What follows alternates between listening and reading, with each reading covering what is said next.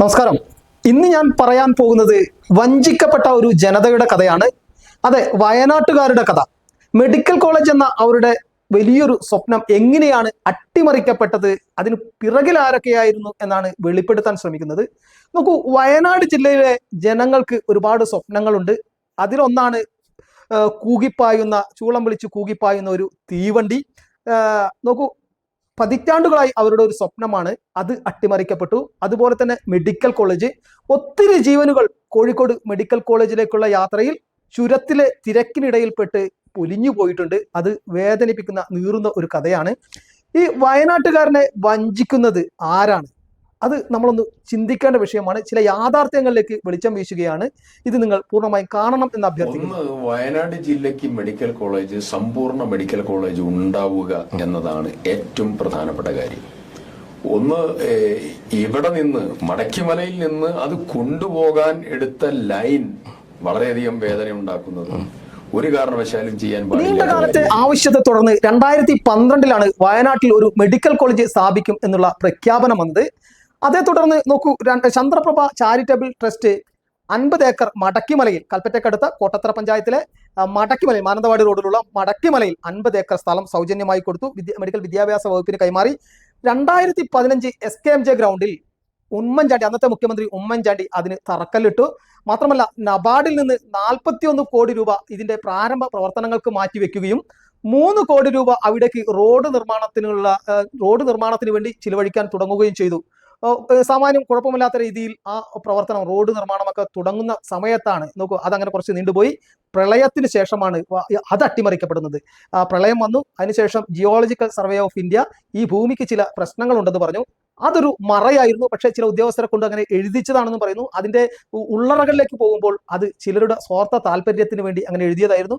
വയനാട് ജില്ലയിൽ അത്തരം പാരിസ്ഥിതിക പ്രശ്നങ്ങളില്ലാത്ത ഭൂമി ഇല്ല എന്നുള്ളത് തന്നെയാണ് യാഥാർത്ഥ്യം. അങ്ങനെ അട്ടിമറിക്കപ്പെട്ടു. അവിടെ പറ്റില്ല എന്ന് ജിയോളജിക്കൽ സർവേ ഓഫ് ഇന്ത്യ പറഞ്ഞു എന്നാണ്. ചെറിയൊരു മെൻഷൻ മാത്രമാണ് ഉണ്ടായിരുന്നത്. വേണ്ട മുൻകരുതലുകൾ എടുക്കണം എന്ന് മാത്രമാണ്, അവിടെ നിർമ്മാണ പ്രവർത്തനങ്ങൾ നടക്കുമ്പോൾ വേണ്ട മുൻകരുതലുകൾ എടുക്കണം എന്ന് മാത്രമാണ് പറഞ്ഞത്. അങ്ങനെ ഒരു മെൻഷൻ മാത്രമാണ് ഉണ്ടായിരുന്നത്. പക്ഷേ അത് പെരുപ്പിച്ച് പർവ്വതീകരിച്ച് കാണിച്ചുകൊണ്ട് ചിലരുടെ സ്വാർത്ഥ താല്പര്യങ്ങൾക്ക് വേണ്ടി, അതിനെ രാഷ്ട്രീയത്തിന് വേണ്ടി, ചിലരുടെ രാഷ്ട്രീയ താല്പര്യങ്ങൾക്ക് വേണ്ടി, സ്വാർത്ഥ താല്പര്യങ്ങൾക്ക് വേണ്ടി, സാമ്പത്തിക താല്പര്യങ്ങൾക്ക് വേണ്ടി ആ മെഡിക്കൽ കോളേജ് എന്ന ആ സ്വപ്നം, മടക്കിമലയിലെ മെഡിക്കൽ കോളേജിനെ മണ്ണിട്ട് മൂടി. പക്ഷെ ഒരു കാര്യം ചിന്തിക്കണം, ഈ പാരിസ്ഥിതിക പ്രശ്നത്തിന്റെ കാര്യം പറയുമ്പോൾ ചൂരൽമല മുണ്ടക്കൈ ദുരന്ത ബാധിതർക്ക് വേണ്ടി ഭൂമി ഏറ്റെടുത്തു. അതിനടുത്ത് തന്നെ കൽപ്പറ്റ ടൗണിൽ എൽസ്റ്റൺ എസ്റ്റേറ്റ് ഭൂമി. ഈ വയനാടിന്റെ ഈ നീറുന്ന പ്രശ്നങ്ങൾക്ക് അന്ന് ഇത്തരം സാധ്യതകൾ ഇല്ലായിരുന്നോ?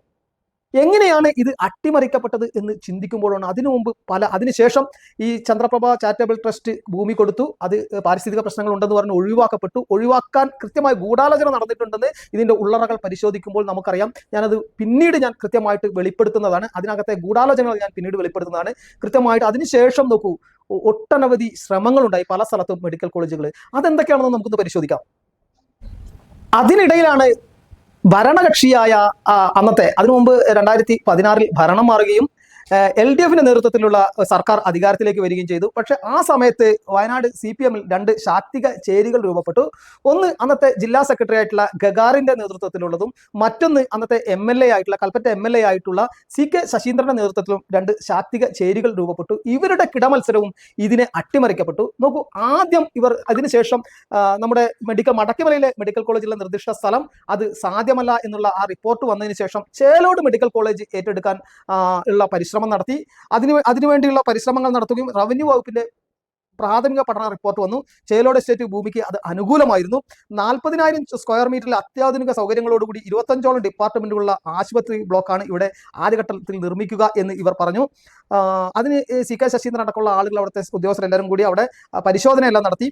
ഈ മെഡിക്കൽ കോളേജ് നിർമ്മാണത്തിനായി കിഫ്ബി വഴി 625 കോടി രൂപ നീക്കിവെച്ചുവെന്ന് സർക്കാർ പ്രഖ്യാപിക്കുകയും ചെയ്തു. പക്ഷേ അതും നീണ്ടുകൂടും, അത് എടുക്കാൻ തയ്യാറായില്ല, അത് എടുക്കാൻ സാധിച്ചില്ല. അതിന് പ്രത്യേക പാരിസ്ഥിതിക പ്രശ്നങ്ങൾ എന്നുള്ള അത് വന്നോ ഇല്ലയോ എന്നറിയില്ല. എന്തായാലും അതും ഏറ്റെടുക്കൽ സാധ്യമായില്ല. അതും ഞാൻ മുൻപ് പറഞ്ഞ ഈ കിടമത്സരവും കമ്മീഷനും, ഈ ഭൂമി ഏറ്റെടുക്കലുള്ള ചില കമ്മീഷൻ വ്യവസ്ഥയും, ഏജന്റ്, രാഷ്ട്രീയക്കാർ തന്നെ റിയൽ എസ്റ്റേറ്റ് മേധാവികളായി മാറി, ഭരണം നയിക്കുന്ന ആളുകൾ തന്നെ റിയൽ എസ്റ്റേറ്റ് മേധാവികളായി മാറി. അതിലുള്ള തർക്കമില്ലായ്മയും എല്ലാം കൂടി ചേർന്ന്, അധികാര വടംവലിയും എല്ലാം കൂടി ചേർന്ന് ആ ഭൂമി ഏറ്റെടുക്കലിൽ നിന്നും പിറകോട്ട് പോകേണ്ടി വന്നു. പിന്നീടാണ് DMIMS മെഡിക്കൽ കോളേജ് ഏറ്റെടുക്കാനുള്ള ശ്രമം തുടങ്ങിയത്. ചേലോട് എസ്റ്റേറ്റ് ഏറ്റെടുക്കൽ പാളിയതിനെ തുടർന്നാണ് DMIMS ഡോക്ടർ ആസാദ് മൂപ്പന്റെ ഉടമസ്ഥതയിലുള്ള മേപ്പാടിക്കടുത്ത അരപ്പറ്റയിലുള്ള DMIMS സ്വകാര്യ മെഡിക്കൽ കോളേജ് ഏറ്റെടുക്കാനുള്ള പരിശ്രമങ്ങൾ ഉണ്ടായത്. അതിനുശേഷം ഒരു വിദഗ്ധ സമിതി Thiruvananthapuram medical college professor KV വിശ്വനാഥന്റെ നേതൃത്വത്തിലുള്ള ഒരു സംഘം കോളേജ് സന്ദർശിച്ച് അനുകൂല റിപ്പോർട്ട് നൽകി. ഈ സ്ഥാപനങ്ങളും കോളേജും അനുബന്ധ സ്ഥാപനങ്ങളും ഉൾപ്പെടെ വിട്ടു നൽകാൻ മാനേജിംഗ് ട്രസ്റ്റിയായ ആസാദ് മൂപ്പൻ സന്നദ്ധതയും അറിയിച്ചിരുന്നു. നോക്കൂ, ഒരു സംഘം ഈ KV വിശ്വനാഥനെ കൂടാതെ ചാർട്ടേഡ് അക്കൗണ്ടന്റ്, ചീഫ് എഞ്ചിനീയർ, വിവിധ ഡോക്ടർമാർ എല്ലാം അങ്ങനെ അടങ്ങിയ ഒരു വിദഗ്ധ സംഘമാണ് പരിശോധിച്ചത്. അനുകൂലമാണെന്ന് പറഞ്ഞു. അതിനെ തുടർന്ന് ചർച്ചകൾ നടന്നു. അവിടെയും ഏറ്റെടുക്കാൻ ഏതാണ്ട് തയ്യാറായിരുന്നു. അത് ഏറ്റെടുക്കുന്ന വയനാട്ടുകാർ വളരെ സന്തോഷത്തോടെ നിന്നിരുന്ന ഒരു സമയമാണ്. പക്ഷേ അതും അട്ടിമറിക്കപ്പെട്ടു. അതിന് പിറകിലും ചിലരുടെ സ്വാർത്ഥ താല്പര്യങ്ങളായിരുന്നു, കമ്മീഷനായിരുന്നു. വയനാട്ടുകാരെ വഞ്ചിച്ചത് ഇവിടെയും രാഷ്ട്രീയക്കാരുടെ ഇടനിലക്കാരുടെ സ്വാർത്ഥ താല്പര്യങ്ങളായിരുന്നു. ഇതിൽ CK ശശീന്ദ്രൻ എന്താണ് റോളെന്ന് എനിക്കറിയില്ല. അദ്ദേഹം അത്തരം ഒരു നിലപാട് സ്വീകരിക്കും എന്ന് എനിക്കറിയില്ല. പക്ഷേ മറ്റ് ചില ആളുകൾ ഈ CPMന്റെ നേതൃത്വത്തിൽ കമ്മീഷൻ വ്യവസ്ഥ കൃത്യമായിട്ട് റിയൽ എസ്റ്റേറ്റ് താല്പര്യങ്ങളുള്ള ചില ആളുകളുണ്ടായിരുന്നു. അവരിതിൽ ഇടപെട്ടിരിക്കാം. അതുകൊണ്ടായിരിക്കും ചേലോട് എസ്റ്റേറ്റ് ആദ്യം ഇല്ലാതെ വന്നു. ഈ രണ്ട് ശാക്തികേശ്ശേരികൾ ഒരു വിഭാഗം DMIMS ഏറ്റെടുക്കണമെന്നും മറുവിഭാഗം ചേലോട് എസ്റ്റേറ്റ് ഏറ്റെടുക്കണമെന്നുള്ള തർക്കത്തിനിടയിൽ അതും തള്ളിപ്പോയി. പിന്നെയാണ് ഇത് ബോയ്സ് ടൗണിലേക്ക് എത്തിപ്പെടുന്നത്. ബോയ്സ് ടൗണിൽ നിർമ്മിക്കും മാനന്തവാടി ജനറൽ ഹോസ്പിറ്റൽ അതിലൊരു 300 രൂപയുടെ ഫ്ലക്സ് വെച്ചുകൊണ്ട് മെഡിക്കൽ കോളേജായി ഉദ്ഘാടനം നടത്തി. അവിടെയാണ് മറ്റൊരു ചതിയുടെ കഥ. ഈ ഫ്ലക്സ് വെച്ച മെഡിക്കൽ കോളേജ്, ഫ്ലക്സിലുള്ള medical college, Mananthavady medical college, ആ മെഡിക്കൽ കോളേജിലേക്ക് മറ്റ് സ്ഥലങ്ങളിൽ, ഇതര സ്ഥലങ്ങളിൽ നിന്ന്, നൂൽപ്പുഴയിൽ നിന്നോ ചൂരൽമലയിൽ നിന്നോ അതുപോലുള്ള സ്ഥലങ്ങളിൽ നിന്ന്, ലക്കിടിയിൽ നിന്നോ ഒക്കെ എത്തിപ്പെടണമെങ്കിൽ കോഴിക്കോട് മെഡിക്കൽ കോളേജിലേക്ക് എത്തുന്നതിനേക്കാളും ദുർഘടമാണെന്ന് മനസ്സിലാക്കുക. ബോയ്സ് ടൗൺ ആർക്കായിരുന്നു ഗുണം?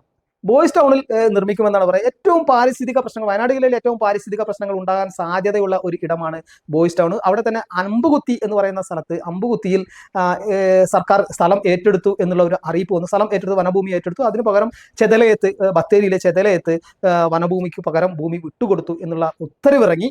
എന്തുകൊണ്ടാണ് ഇത്രയും ഡിസ്റ്റൻസ് ആയിട്ടുള്ള ഇത്രയും വിദൂര പ്രദേശത്തേക്ക്, മറ്റ് സ്ഥലങ്ങൾക്ക്, മറ്റു ഭാഗങ്ങളിലുള്ള ആളുകൾക്ക് ഇതിന്റെ സൗകര്യങ്ങൾ കൃത്യമായിട്ട് ലഭിക്കാതെ ഇത്രയും ദൂരം യാത്ര ചെയ്യേണ്ട ഒരു അവസ്ഥയിലേക്ക് എത്തിപ്പെട്ടത്?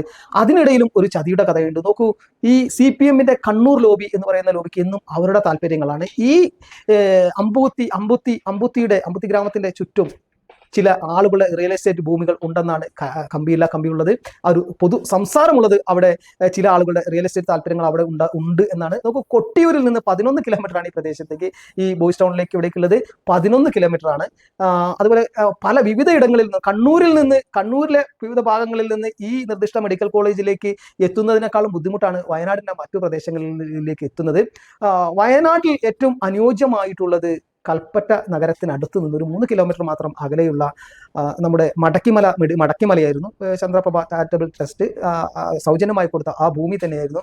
നിസ്സാരമായ ചില റിപ്പോർട്ടുകളുടെ അടിസ്ഥാനത്തിൽ അവർ ഒരു മുൻകരുതൽ എന്ന രീതിയിൽ തന്നെയാണ് പറഞ്ഞത്. കൃത്യമായിട്ട് നിർമ്മാണ പ്രവർത്തനങ്ങളിൽ ഒരു അവധാനത സൂക്ഷിക്കണം എന്ന് പറയുന്നുണ്ട്. ആ റിപ്പോർട്ടിനെയാണ് അവിടെ സാധ്യമല്ല എന്ന് ഇവർ പെരുപ്പിച്ച് കാണിച്ചുകൊണ്ട് അവിടെ അട്ടിമറിക്കപ്പെട്ടത്. വയനാട് ജില്ലയിലെ ജനങ്ങൾ എന്നും വഞ്ചിതരായിട്ടേ ഉള്ളൂ. നിർദോഷമായി, നിഷ്കളങ്കമായി വോട്ട് കുത്തുന്ന, തങ്ങൾ ഇഷ്ടപ്പെടുന്ന രാഷ്ട്രീയ പാർട്ടിക്ക് വോട്ട് കുത്തുന്ന ആളുകളാണ്. പലപ്പോഴും അവർ മാറ്റി ചിന്തിച്ചു. OR കേളും CK ശശീന്ദ്രനൊക്കെ അങ്ങനെ ജയിച്ചു വന്നു, P കൃഷ്ണപ്രസാദ് ജയിച്ചു വന്നു. പക്ഷേ അവിടെയും ഈ വയനാട്ടുകാരെ ഈ മെഡിക്കൽ കോളേജിന്റെ കാര്യത്തിലായാലും ട്രെയിൻ, അതായത് നമ്മുടെ ട്രെയിൻ, ഒരു നഞ്ചങ്കോട് നിലമ്പൂർ ട്രെയിനിന്റെ കാര്യത്തിലായാലും റെയിൽവേ പാതയുടെ കാര്യത്തിലായാലും വഞ്ചിച്ചത് ഇടതുപക്ഷമാണെന്ന് പറയും. പക്ഷേ മറ്റൊരു കാര്യത്തിൽ, രാത്രിയാത്രാ നിരോധനത്തിന്റെ കാര്യത്തിൽ UDFും കോൺഗ്രസുമാണ് വഞ്ചിച്ചത്. മാറി മാറി വരുന്ന ആളുകൾ, ഈ വയനാട് ജില്ലയെ അധികാരത്തിലെത്തുന്ന ആളുകൾ വയനാട് ജില്ലക്കാരുടെ ഈ കാതലായ പ്രശ്നങ്ങൾക്കും മുഖം തിരിക്കുന്നു. MLA സിദ്ദിഖ്, അദ്ദേഹം ഇപ്പോൾ മന്ത്രിയാണ് കൽപ്പറ്റയുടെ, അദ്ദേഹം ഇതിന് കൃത്യമായിട്ടുള്ളൊരു ഇനിഷ്യേറ്റീവ് എടുക്കും എന്ന പ്രത്യാശയോടുകൂടി നിർത്തുന്നു. നന്ദി, നമസ്കാരം.